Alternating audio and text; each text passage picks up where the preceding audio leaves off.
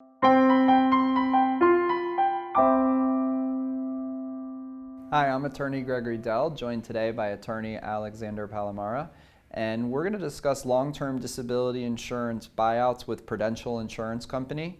And Alex, as you know, Prudential is one of probably top 3 or 4 world's largest group long-term disability insurance carrier in the country, and they do lump sum buyouts. Not every company does a lump sum buyout, as you know.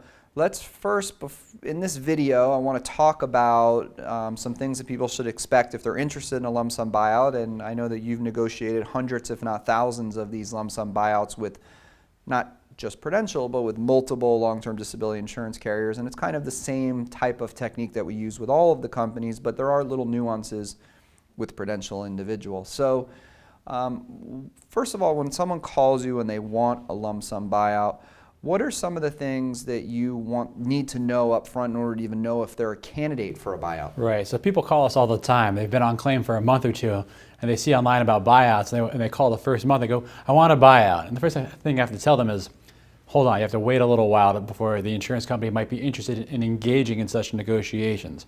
Most long-term disability insurance policies, especially the group ones that you get through an employer, they're governed by the ERISA laws. They typically have what's known as a change in definition of disability.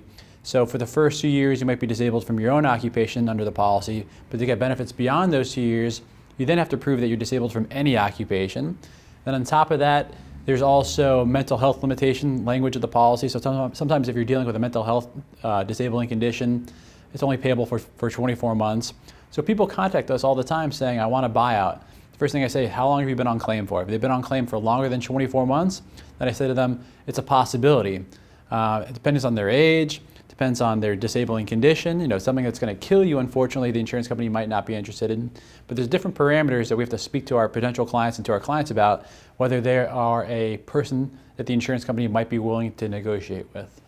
So, yeah, I want people to understand the general framework of a lump sum buyout. First of all, as you know, a long-term disability insurance company, especially Prudential, is not required to offer this type of buyout to you. The only thing that they are required to do is to evaluate your claim on a month-to-month basis and every month make a determination as to whether or not you're eligible, which is why there's no requirement for the lump sum buyout, but they will consider it, and in exchange for that, what is a person giving up if they get a lump sum buyout? Well, first thing you have to realize, the insurance company is not going to do something that's not in their financial best interest.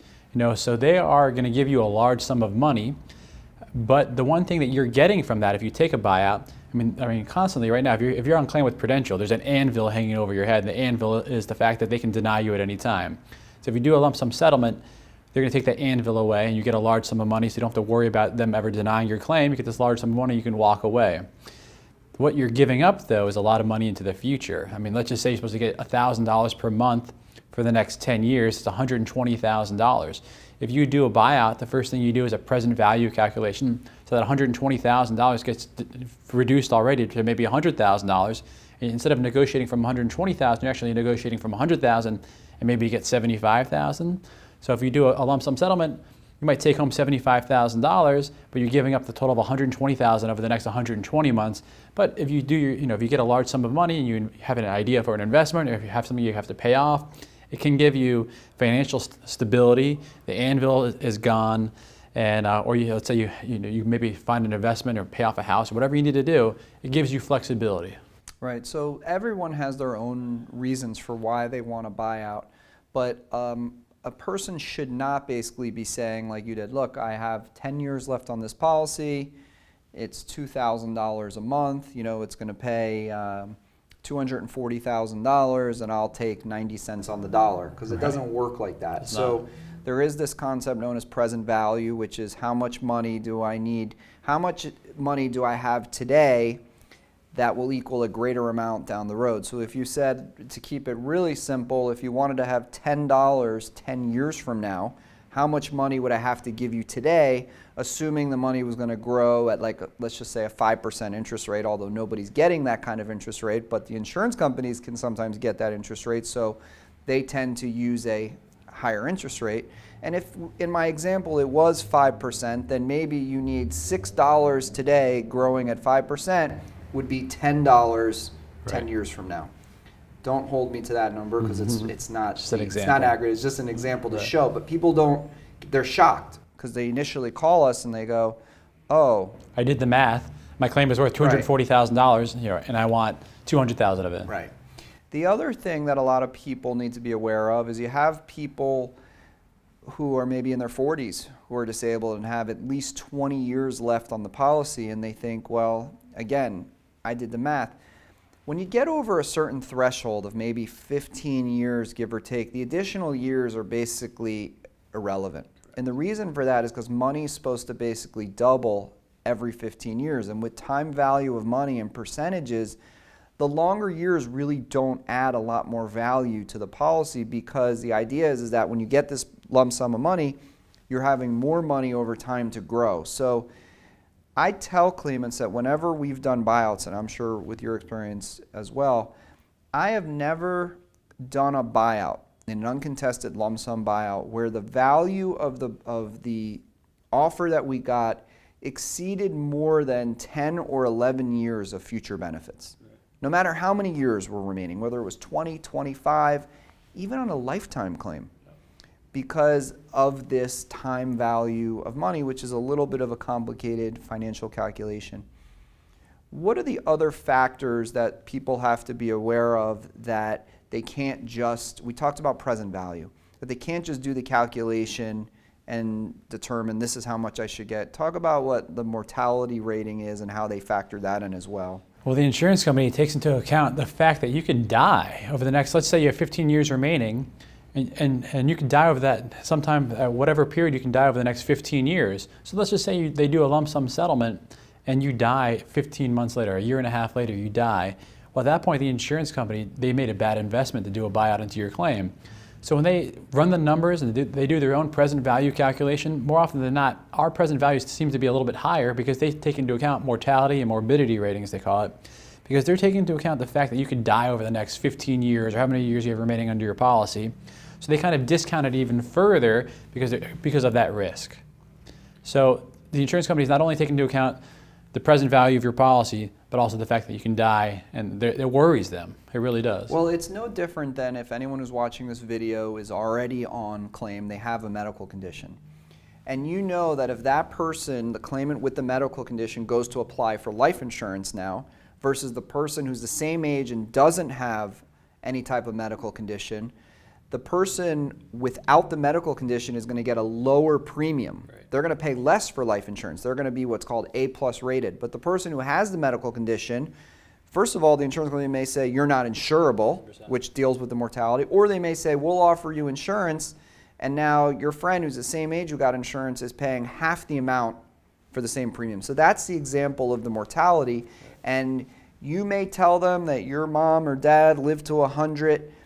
They don't care. Right. You know, they're going to look at statistically and then they're going to use that. And the other thing they factor in is the interest rate. Yep. And while you may be looking at interest rates, the T-bond right now, the Treasury bill, or the high yield corporate bond rate, the T-bill is less than 1%. The high yield corporate bond rate is maybe, you looked it up the other day, what was it? I think it was 3.65, 3.65. somewhere right at three something. So with these claims in a low interest rate environment, it's actually a good time to pursue a lump sum buyout, because your money isn't going to grow as much over time and you need more money now in order to, you need to get a bigger settlement now because the percentage of the interest rate's lower. Whereas if the interest rate was 5 or 6, or when we have done buyouts at 7 or 8%, you don't need as much money because the idea is that money is going to grow at 7 or 8% versus 3%. And the other thing is that the disability insurance company, they may look at the high yield corporate bond rate, which we use as a benchmark, which some disability companies do, but they're also looking at where can they write debt at and what percentage rate is that. And they can write debt at 5 or 6%. So they go ahead and say, well, the rate's 5 or 6%. And it's not really a negotiable rate because it's a voluntary offer.